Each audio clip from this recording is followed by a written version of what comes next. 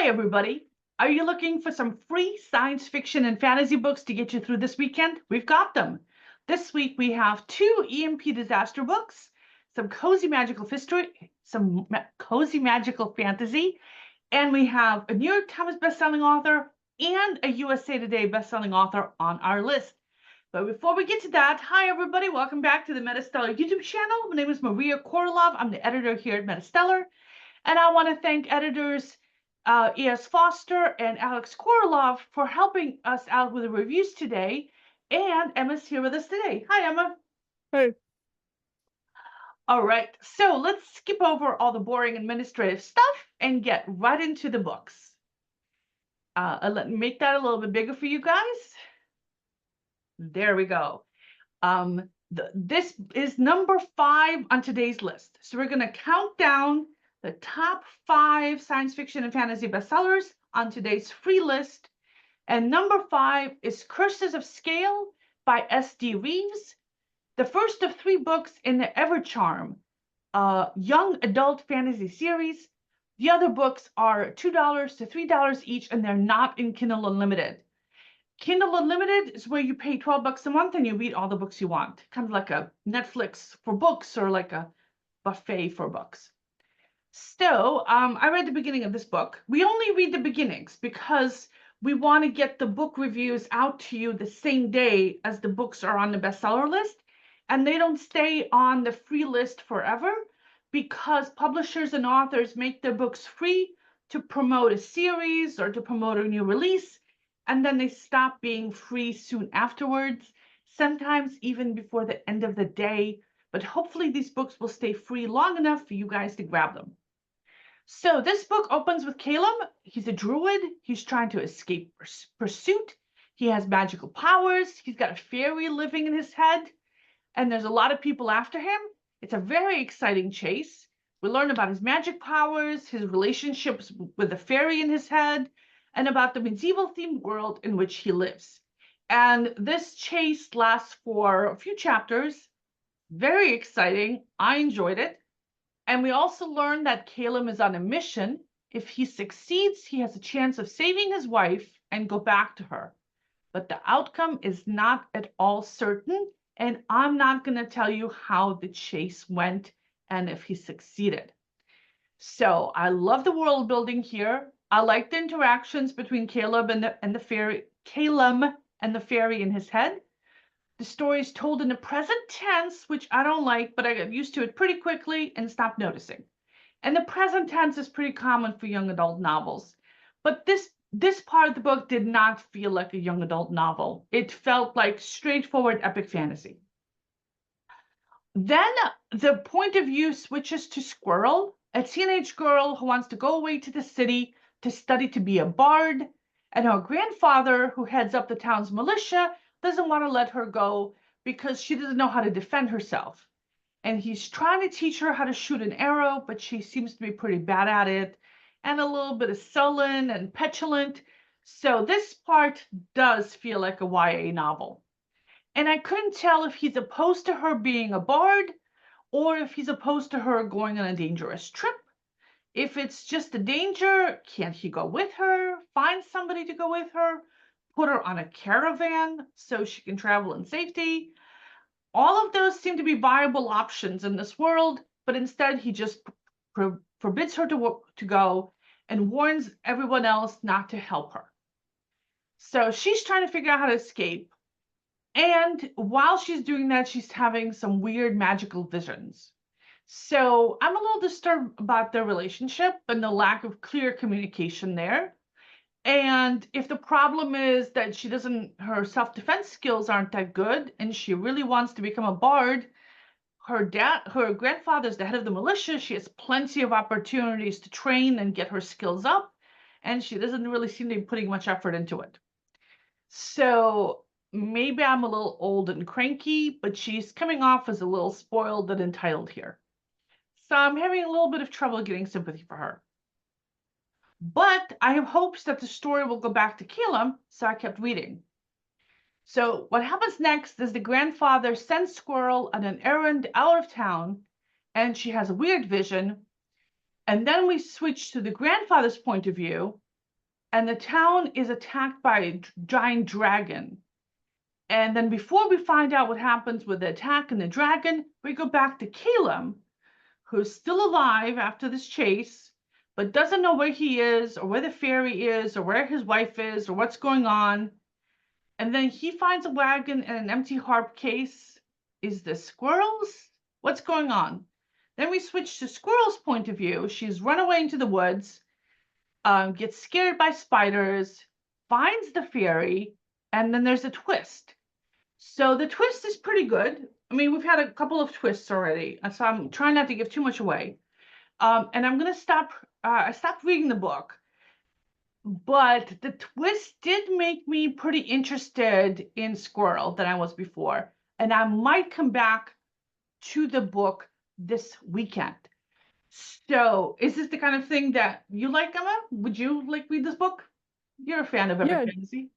yeah, definitely. Like any of the epic fantasy, that's definitely what I try to read. But also like the idea of a fairy living in his head, can you like elaborate on that? Because that sounds really interesting. It's uh like the fairy is talking to him and he's talking to it, and he's like either haunted by the fairy or cursed by the fairy, or he's got some kind of a relationship with the fairy and the fairy is communicating with him long distance. I couldn't tell, but it was like a kind of weird bantery kind of relationship. And the fairy's name is Oberon, which is the name uh, of the famous fairy from mythology. Yeah, Um, Midsummer Night's Dream. yeah, and so there's like interesting allusions there, and there's curses and there's prophecies and all sorts of weird stuff happening. So I skipped over all of that, but there's a lot of depth and backstory and world building here.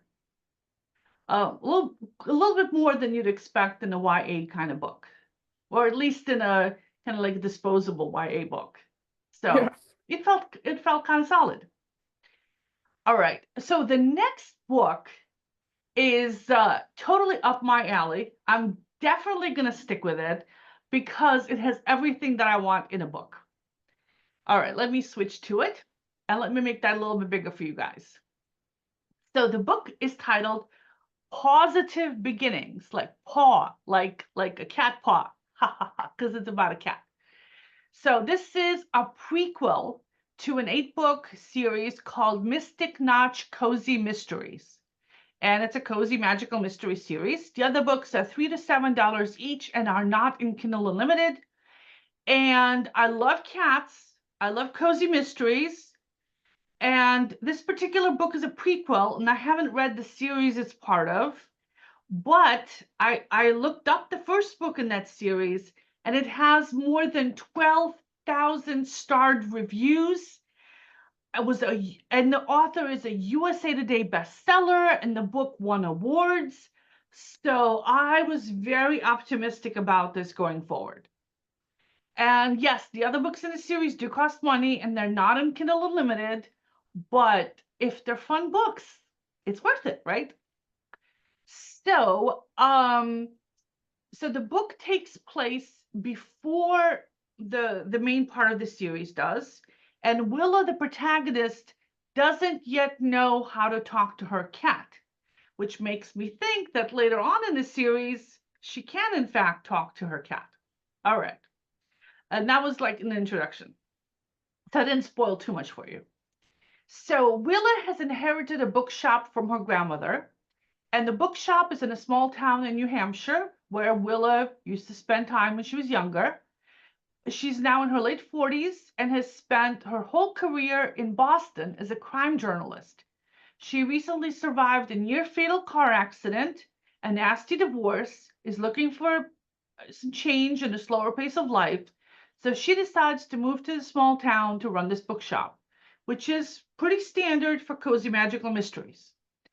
The bookstore comes with a cat, of course, and her grandmother has had the same great cat for the past 50 years, or at least a series of identical cats with the same name. So this must be the cat who can talk that Willow doesn't know about yet. And there's also two ghosts. Willa does know about ghosts, and she's been able to see ghosts and talk to them ever since her car accident. And these two particular ghosts who live there are a couple of dead writers who are pretty friendly.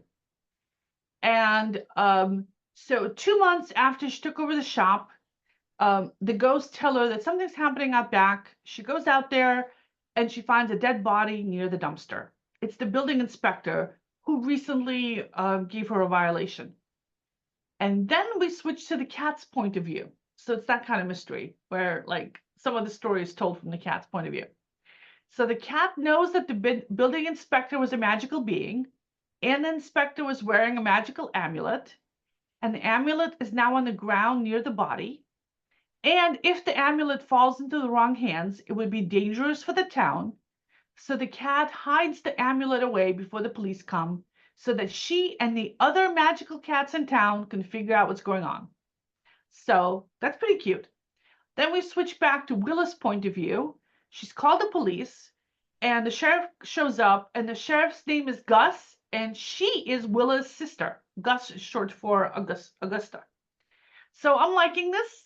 I'm a few chapters in, and I don't really have too good a sense of Willa as a character, but I do have a little bit of a sense of the town and some of the quirky and magical beings who inhabit it, and I think I will stick with it this weekend. So is that the kind of thing you would read? Honestly, I was thinking, like, what if there was a story where it was all of the cat's perspective? Because I feel like that'd be interesting. Let's see. There's a series of books. Okay, I cannot remember the author and the title now, but it's a famous author. I think it's the author who did Fried Green Tomatoes.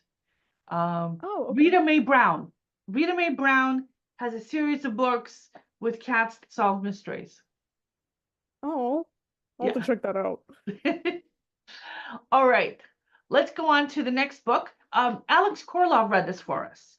So, because he likes EMP stories.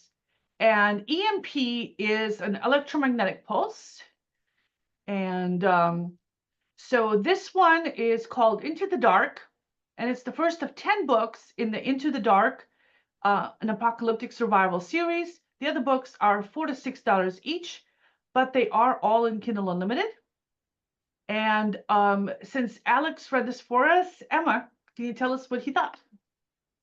Yeah, so he starts out by saying that this book is actually a little different than other EMP stories that he usually reviews. Because he says that this one starts with this introduction, and it kind of talks about the perils that humanity would theoretically face with an EMP outage. It was saying like it's kind of spooky, apocalyptic type of thing because it estimates that about 7 million Americans alone would die after, like, within about 6 months of losing electricity. So it starts off with this really eerie note to it. So Alex says that after this cheery introduction, we get the first chapter and we're introduced to Mike. So Mike is in the hospital with his wife, Caitlin. She has this heart condition, so she was at the hospital for surgery. Unfortunately, she ends up going septic and she doesn't wake up from her operation. So then the story shifts to 3 months later. 3 months later, Mike is now an alcoholic. He lost his job. It goes back and forth in perspective between Mike and his daughter, Holly. So, from her perspective, she's having this dance recital. Mike is supposed to show up, but he's running late, and that really bums her out. So eventually, the news mentions that there are a bunch of power outages happening worldwide. Holly sees some very bright green lights in the sky, so that's the beginning of the EMP action. And Alex says he'll continue reading this one. He says it's a slow start, but he liked how the introduction kind of freaks you out at the beginning, and it makes you think the world is gonna end, so it's like that apocalyptic type idea. So he says it really got me with that right amount of the post-apocalyptic story, so he's gonna continue with this one. I personally haven't read too many EMP stories, but this one definitely sounds different from other ones that we've talked about and reviewed. Yeah, but you're going to have another EMP book coming up pretty soon too. Yeah, exactly. I was like, oh, two so this week. So hold on, everybody. There's a second EMP book that's #1 in today's list. But before we get to that one, we have book #2. Let me make that bigger for you guys so you can see it. It is Daughter of Fate by Aaron Hodges.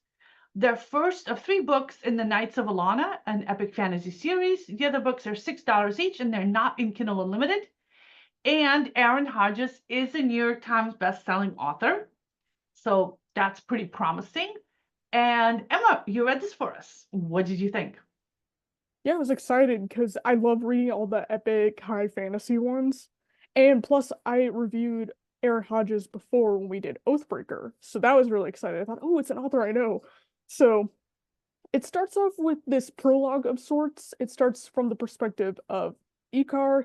He's a member of the Knights of the goddess Elena, and she is, in this backstory that's presented, she's this goddess who slaughtered the rest of what's called the false gods. So basically, there were other gods, they had magic that was used throughout the land, people wielded it, they worshipped it, but then Elena basically said, no, none of these gods are true, they are false deities, so she kills them, and the magic was purged from the land. But there's still plenty of people who worship the other gods, and they don't worship Balana. So they aren't too happy that there isn't magic, and it's kind of Ikar and his band of knights' job to find these people and sort of eradicate them. And it's kind of like the Knights Templar type of thing, if you know who that is. So their job is to destroy anyone who doesn't worship their goddess, and just as the story begins, they are heading over a mountain.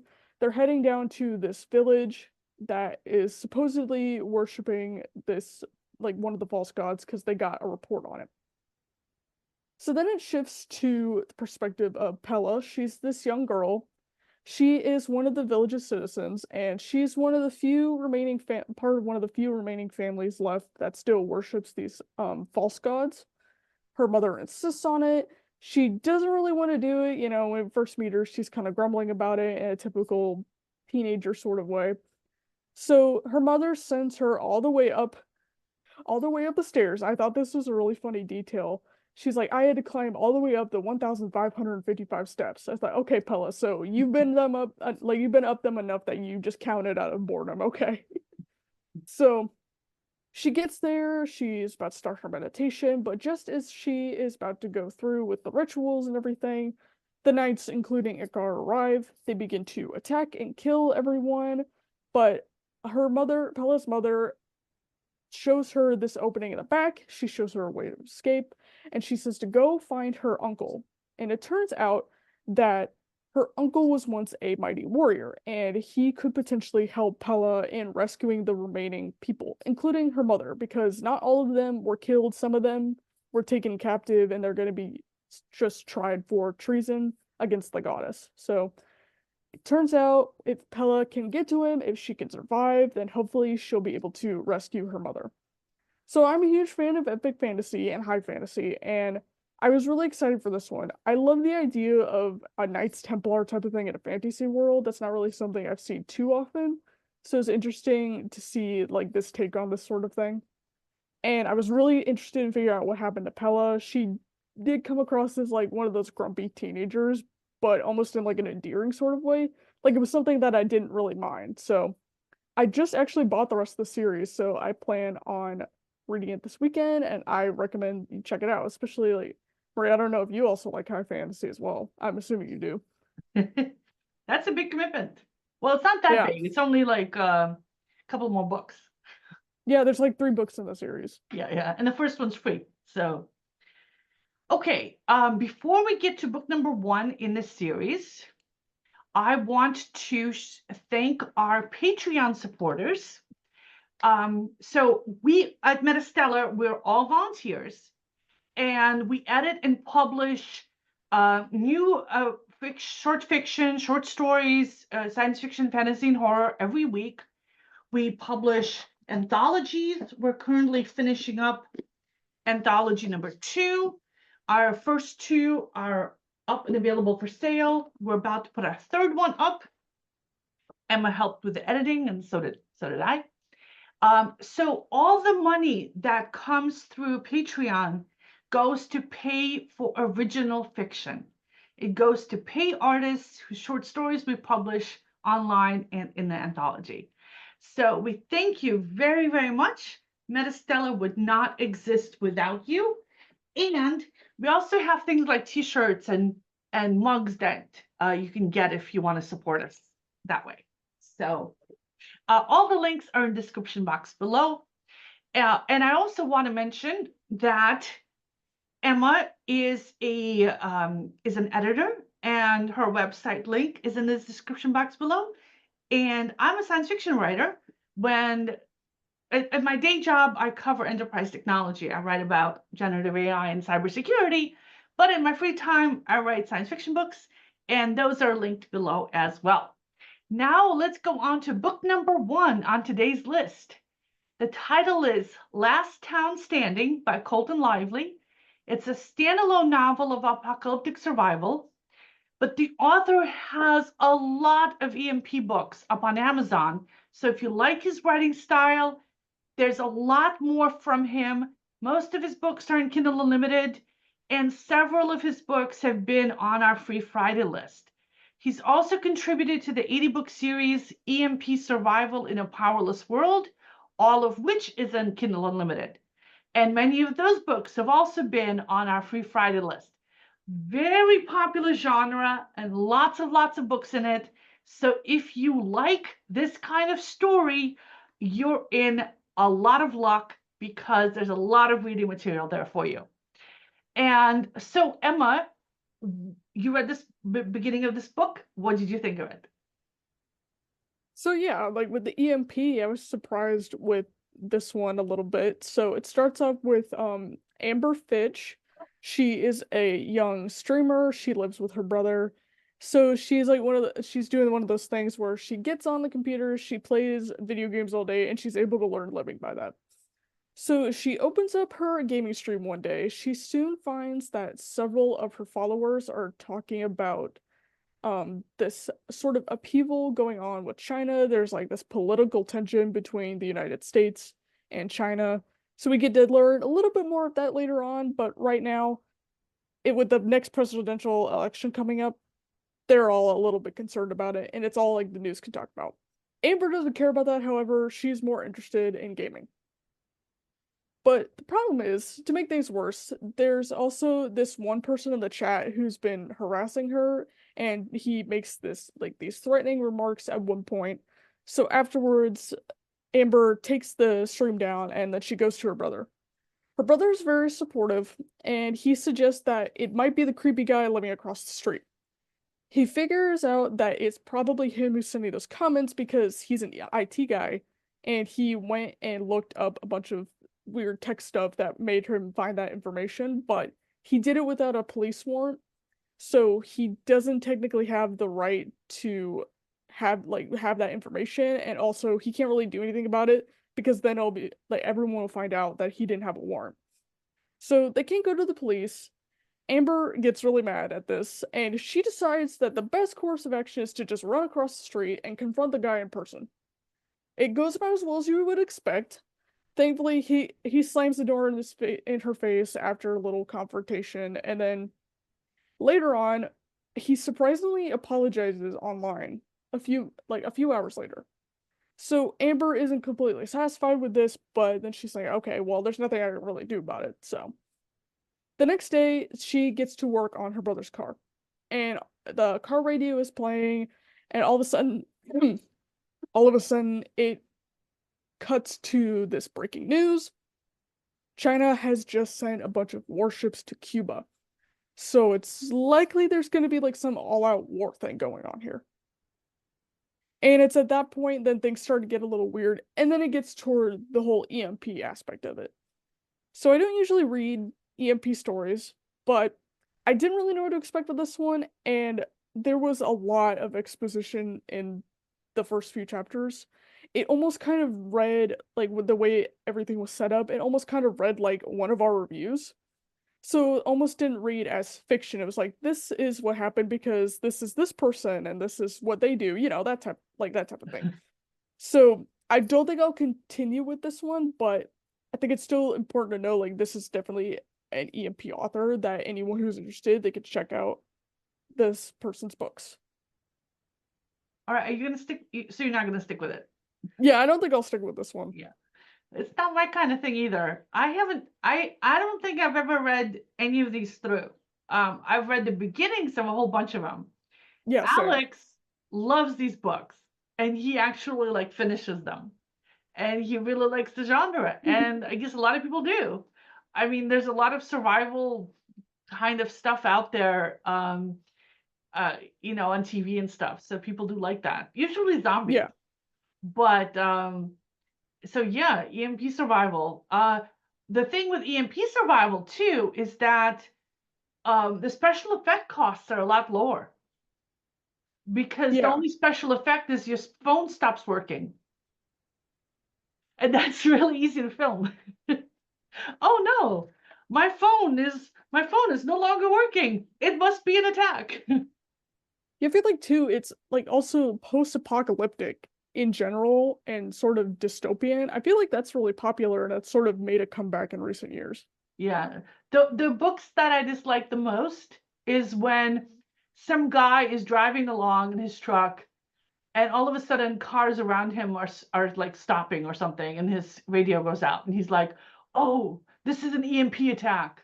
Luckily, I have my whole truck bed is full of automatic rifles. I knew this day was coming." And he And pulls he out a just gun happens to be in the woods. and he starts shooting everybody before they can shoot him. Like, And did it's you think it's maybe just an outage?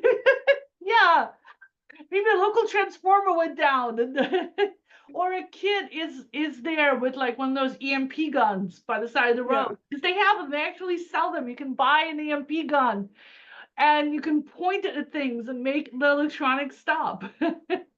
Maybe it's just he lives in a hurricane state and like there's just outages every now and then when it Yeah, rains. yeah. But no, like he instantly knows. He's like, "Oh, they all called me crazy, but now I'm right." And then he starts just like literally Yeah. killing people. It just proves that maybe you are crazy and you're just releasing some pent-up aggression. Oh, and women start falling all over him. That previously didn't have like 2 seconds to spare on him. All of a sudden are like, "Oh my God, you're gonna protect me and save me." You gotta get the romance in. That's what's important. Oh my God, it's like anyway, so I cannot read those books at all. I have seen a couple of like EMP books that were like reasonable and logical that I could have stuck with if I wanted to, but I don't because for other reasons. Namely, we're already living in a dystopia. Yeah. I don't need my escapist reading to also be a horrible dystopia. It's like this just sounds But like real life. yeah, exactly. But other than that, yeah, I used to like enjoy books like The Handmaid's Tale. Like not Yeah, anymore. exactly. It's like things just took a turn. It's like, oh wow, this is actually pretty prophetic in some ways. Yeah, or Fahrenheit 451. Like Oh yeah, I love that book. yeah, I mean when those things are just like a warning for us, that's like, oh, it's fun to read, but it'll never happen. Like Jurassic Park or something.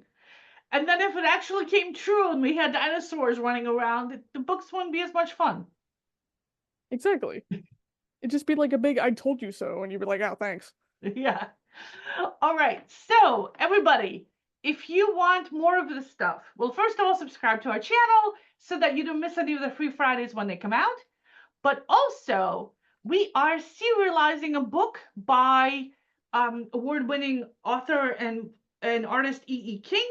You can watch our interview with her here and the first installment of the book here. We've already published 26 installments on our website, and she reads every one of those installments here on our YouTube channel. Thanks, everybody. See you next Friday.